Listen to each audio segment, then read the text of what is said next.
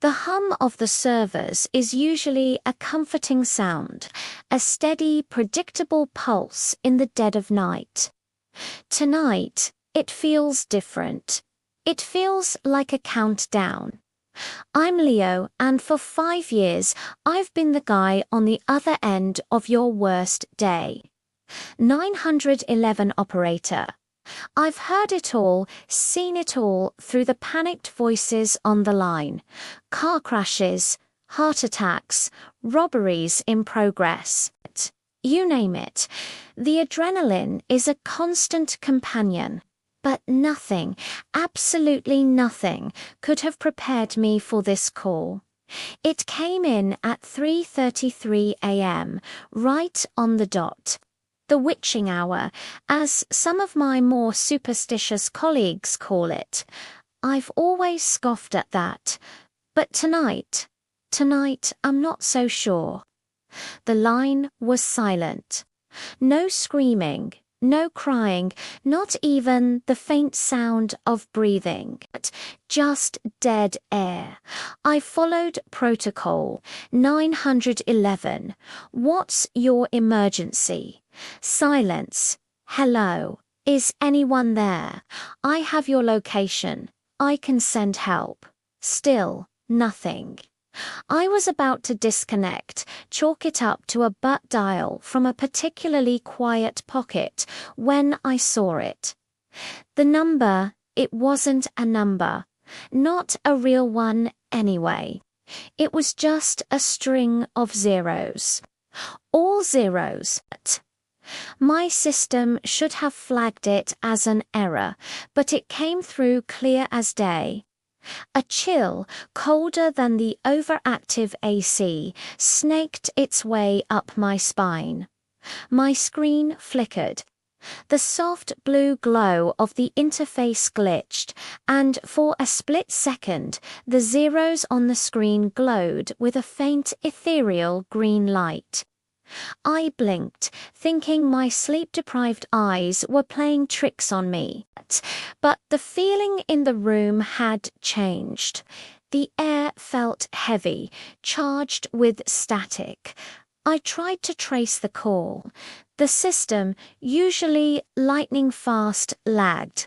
The loading icon spun and spun, a hypnotic little circle going nowhere. Then a single pinprick of light appeared on the map. It wasn't a house, or a business, or even a cell tower. It was in the middle of Blackwood Forest, miles from anything.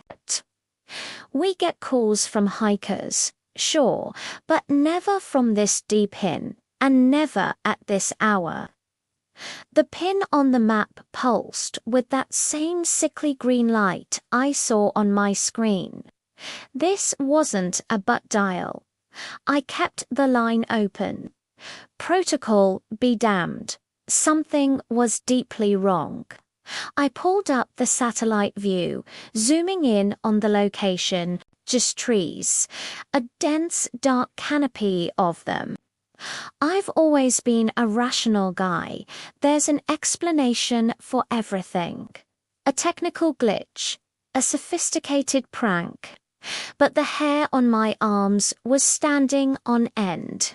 My heart was pounding, a frantic rhythm against my ribs, a drumbeat of pure primal fear. And then a sound finally came through the line. It wasn't a voice, it was a whisper. A faint raspy sound like dry leaves skittering across pavement. It spoke a single word.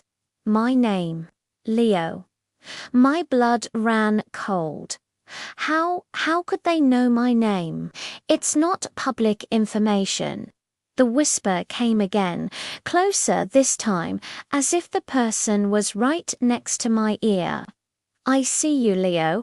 I ripped my headset off, my hands shaking. I looked around the call center.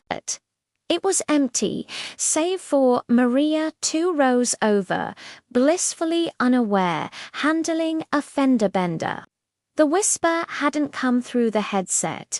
It was in the room with me. I glanced back at my screen. The glowing green pin on the map was gone, and the call disconnected. The timer read 0. It was as if it never happened. But I know what I heard. I know what I saw. This wasn't a prank. It was a warning. And I have a terrifying feeling that whoever was on the other end of that line is not done with me yet. The night is far from over.